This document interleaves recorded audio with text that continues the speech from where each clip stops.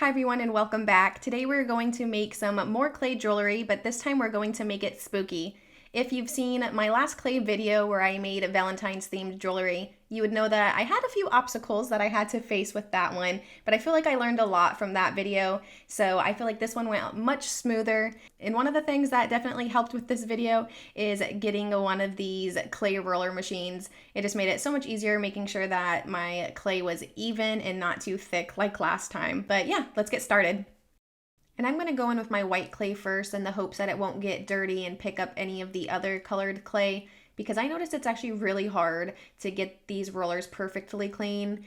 And I even tried wiping it down and it still left some streaks on my white clay. So that's definitely something that you have to think about, because as we all know, it's already hard to keep white clay clean without getting a bunch of hair and other stuff on it. But yeah, I'm also going to go in with the saran wrap method, just like last time. And I know a lot of people like to use flour, but I am too messy to be using that, and the saran wrap method works really well for me. As you can see off to the left where I have the spider web clay cutter, you can see that I definitely forgot to use the saran wrap and it got very stuck.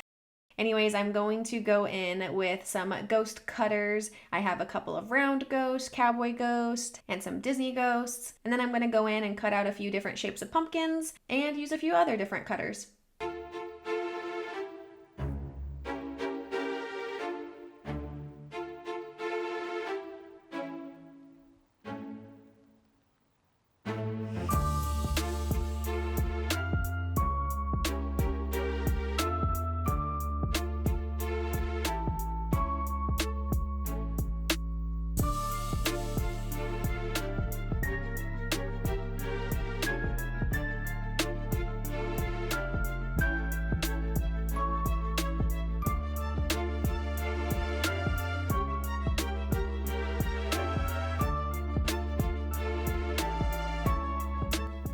So once I'm done cutting out all of the pieces that I want, I am going to add all the little holes into each piece. That way it'll already be ready for me to add the jewelry rings, because last video I forgot to add some of the holes and I had to drill them and it ended up cracking the baked clay. So yeah, it's just easier to try to remember to do it prior to baking.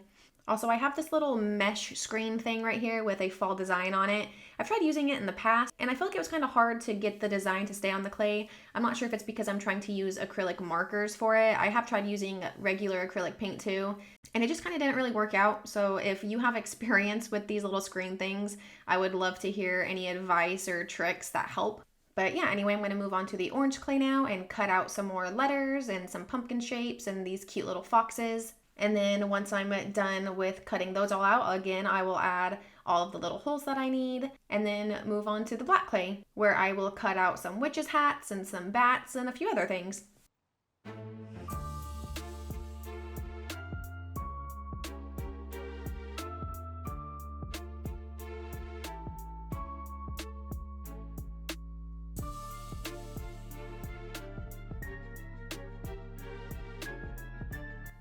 So last minute, I also thought it would be kind of cute to add little witches hats to these ghosts right here. I tried to use these little round tools to cut the shapes into the ghost head and the hat to make them match. And then I tried to blend them together. That was kind of a mistake because you could kind of see that it made it really bumpy and didn't blend very well together. So next time I would probably cut them and then bake them and then try to glue it together to see if that would work a lot better. But for the sake of the video, I'm just going to leave it. I'm not going to redo it because that allows people to see that even I'm not perfect, that I learn from my videos and the arts and crafts that I do in order to, improve. Anyways, the next thing that I'm going to do is create some gold leaf jewelry.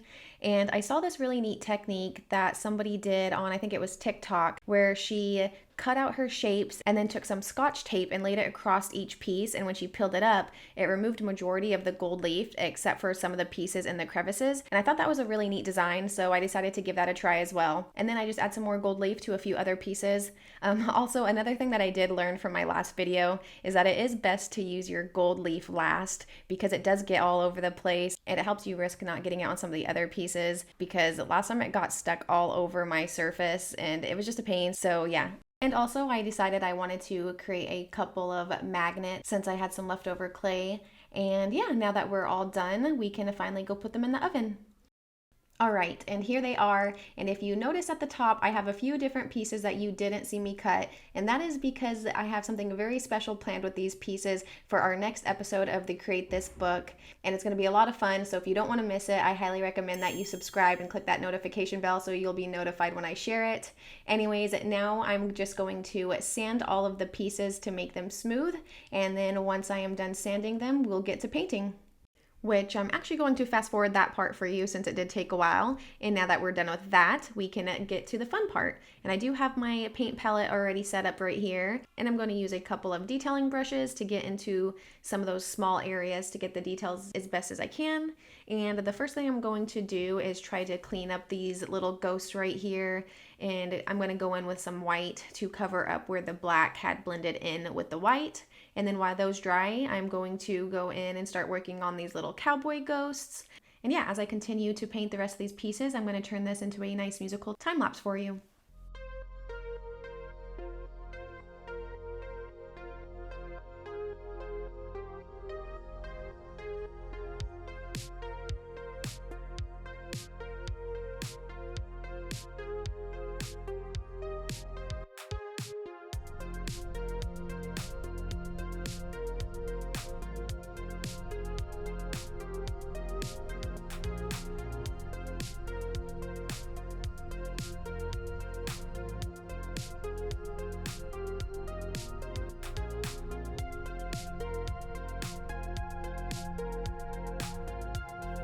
Okay, so for the other ghost face earrings, I wanted to make these ones kind of cutesy. So I'm going to go in with some glitter, and I'm going to make these ones pink and white, and that's because it's going to be based off of this picture right here. And as the base layer dries for those ones, I'm going to go in and work on these pumpkins and a couple of the other earrings.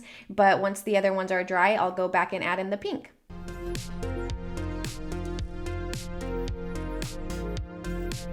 So I also felt like the coffee cup earrings needed a little something extra.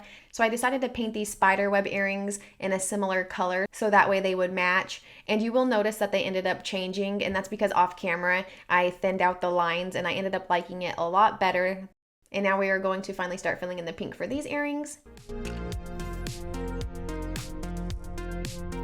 And now we can start working on these cute foxes, which I'd probably say that these were one of my favorite pairs of earrings to work on.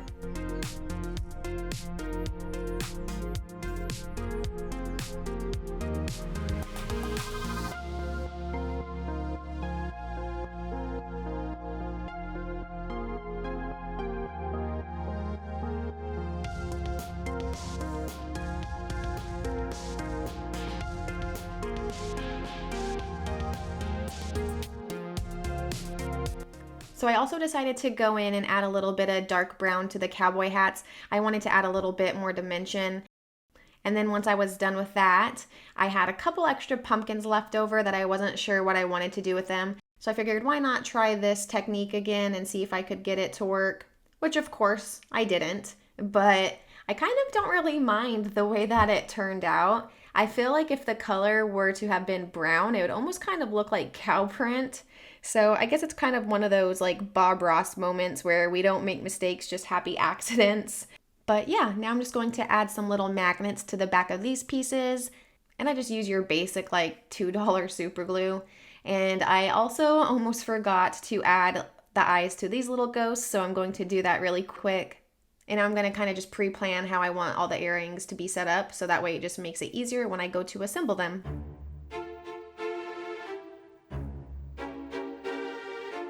And this little guy right here is supposed to be the necklace, so I have this little screw, and I was kind of struggling with putting it in. It kept flying off, but eventually I ended up getting it.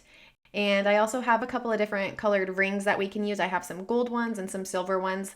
And the gold ones were much smaller, so they're a little bit harder to work with. So next time I'd make sure to get bigger ones. And I also didn't realize how out of focus I was when putting these together. So I'm just going to fast forward this part for you and show you the end results. All right, and here are the final earrings all put together.